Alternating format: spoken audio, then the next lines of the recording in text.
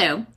I have a subscriber who has been begging for a couple challenging trig identities. So let's have some fun. Okay, so let's start with this one. Prove that 1 minus cos theta over sine theta equals sine theta over 1 plus cos theta. If I were solving, I might start by cross multiplying, but in a prove or verify, I'm supposed to work with only one side of the equation at a time. So if I start with this side of the equation, well, in cross multiplying, I would have been multiplying the 1 minus cos theta to the 1 plus cos theta. And that's what I want to get on the bottom of this side anyway.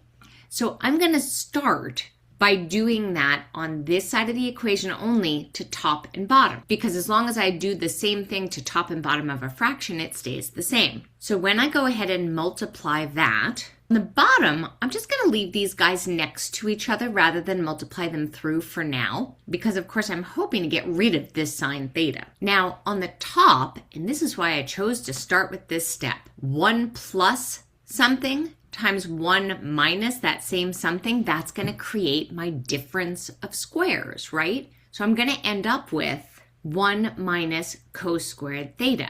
And this continues down. 1 minus cos squared theta, you guys are probably ahead of me already. That's sine squared theta over 1 plus cos theta times sine theta. This is why I didn't multiply it through, because I was hoping I'd be able to cancel a sine theta on the bottom with one of these sine thetas on the top. So that's not squared anymore, that's just plain. And here I am, sine theta over 1 plus cos theta equals sine theta over 1 plus cos theta. Okay, let's do another. Prove that sec squared theta minus tan squared theta plus tan theta all over sec theta equals simply cos theta plus sine theta. When I look at this side, I see that I have squared terms. And whenever I have squared terms, I want to think about my Pythagorean identities. Okay?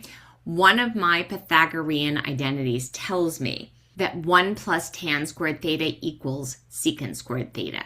And so I can see that if I subtract a tan squared theta from both sides, that I find that sec squared theta minus tan squared theta, right up there, is the same thing as 1.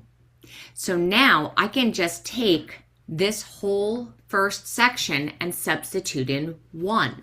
So 1 plus tan theta over sec theta equals cos theta plus sine theta. Okay, so now when I'm looking at this, I no longer have any squareds to work with, so I'm not going to work with Pythagorean identities. I'm looking to end up in sine and cosine, so my next step is I'm going to take my tangent and my secant, and I'm going to rewrite them as sines and cosines. So tangent, I know, is sine theta over cos theta, so 1 plus that, all over. And I know that sec theta is defined as 1 over the cosine of theta. Okay, so now we're algebraing. If I want to add 1 to a fraction, I need to rewrite that 1 as the denominator over itself, so cos over cos. And now I can add, because my denominators are like, so this becomes on top cos theta plus sine theta over cos theta. Now I have a complex fraction. A fraction divided by a fraction, the little jingle, don't ask why, just flip and multiply. Take your denominator, flip it, and multiply. And I can see that my cosines will cancel, and I'm left with cos theta plus sine theta equals cos theta plus sine theta. All right, so that one started with noticing a Pythagorean identity and ended with changing everything to cosines and sines. Let's do another. All right, you ready?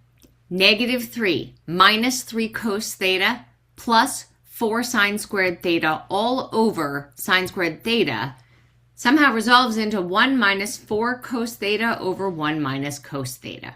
Okay, things to notice. The first thing I notice is that this looks a lot like a quadratic, right? I have a number term, I have a trig term raised to the 1, and then I have a trig term raised to the 2. If those were x's, that would be like a quadratic, except this is like an x and this is like a y. So the first thing I would want to do is I would want to rewrite the whole thing in one trig function up here, because then I'm pretty sure I can treat it like a quadratic. So how do I do that? Well, I know my trig identities tell me Sine squared theta plus cos squared theta equals 1, which means I can substitute for sine squared theta 1 minus cos squared theta, right? Just subtract it over to this side. Then my whole numerator will be in terms of a single trig function. It'll be in terms of cos. Okay, so I've substituted in my 1 minus cos squared theta for my sine squared theta. Now I'm going to distribute that 4 to become 4 minus 4 cos squared theta. Now a negative 3 and a positive 4, those are like terms, so I can combine those to become 1. And now 1 minus 3 cos theta minus 4 cos squared theta, well, that's like a quadratic. It's just sort of written backward. So I can rewrite it like this, like a quadratic, and then I can think about factoring it. Well, I know my two lasts are going to be 1s. And then I know for negative 4 cos squared theta, that negative 4 part is either going to split into a 2 and a 2 or a 4 and a 1. And I know one of them has to be negative to multiply to get a negative. And I see that I want to end up with a negative 3 in the middle when I add them all together. So I'm going to do this and factor it into negative 4 cos theta plus 1 and cos theta plus 1, because I can see negative 4 cos theta and cos theta is going to get me my negative 4 cos squared theta. Negative 4 cos theta times 1 is negative 4 cos theta. Cos theta times 1 is cos theta, and when I add those together, I get my negative 3 cos theta, and then 1 times 1 is 1. All right, now I factored my numerator. I still have a pesky sine squared on the bottom. Well, let's do the same thing we did before. We know that sine squared could be rewritten as, let me hear it, 1 minus cos squared theta. Now, does anybody notice this is a difference of squares? So I can factor it as well into 1 minus cos theta and 1 plus cos theta. Well, these two look different, but they are exactly the same. Addition can be rewritten in any direction. Those cancel, leaving us with 1 minus 4 cos theta over 1 minus cos theta equals 1 minus 4 cos theta over 1 minus cos theta. Woohoo!